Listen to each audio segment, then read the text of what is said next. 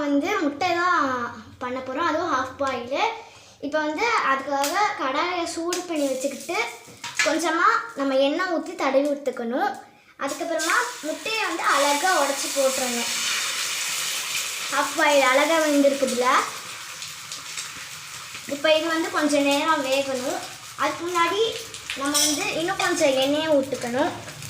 அப்போதான் கீழே வந்து நல்லா மொறுன்னு டேஸ்டியாக வரும். அதுக்கப்புறமா கொஞ்சம் உப்பு போட்டுக்கணும். மிளகு போடுறீங்கன்னா போட்டுக்கலாம். எனக்கு மிளகு பிடிக்காது, அதனால நான் மிளகு போடல. அது வந்து மிளகு போடுறது உங்களுக்கு ஆப்ஷனல் தான். இது வந்து கீழே லைட்டாக வெந்தோடனே எடுத்துக்கணும். திருப்பி போட்டால் அது அப்படியே ஃபுல் பாயிலாக மாறிடும். ஆம்லேட்டின்னு கூட சொல்லலாம். நான் வந்து ஹாஃப் பாயில் தான் சாப்பிட போகிறேன்.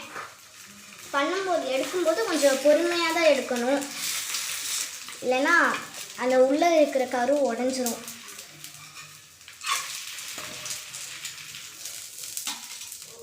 பாருங்க, ஹாஃப் பாயில் ரெடியாக இருக்குது. இது ஆறுன பின்னாடி சாப்பிட்ணும். கட் பண்ணுங்க, ஆறுன பின்னாடி சாப்பிட்ற மாதிரி. இப்போ நம்ம வந்து ஹாஃப் பாயில் சாப்பிட்லாம். டேஸ்டியாக இருக்குது.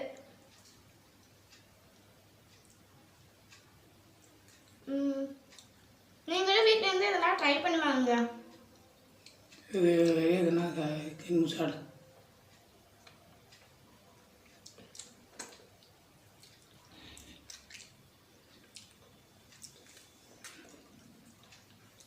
எனக்கு வந்து இந்த கரு சாப்பிட தெரியாது, ஆனால் எங்கள் அப்பா தான் வந்து ஊட்டி விடுவாங்க. அதை மட்டும்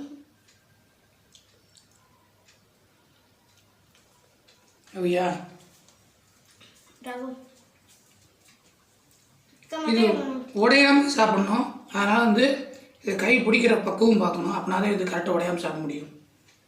பாருங்கள், கையை இப்படி பிடிச்சி இப்படி உடையாமல் இப்படி இருக்கணும். பார்க்கட்டும், அப்படி உள்ள தள்ளணும். இப்படி தள்ளுனா சூப்பராக இருக்கும், செம்ம டேஸ்ட்டாக இருக்கும்.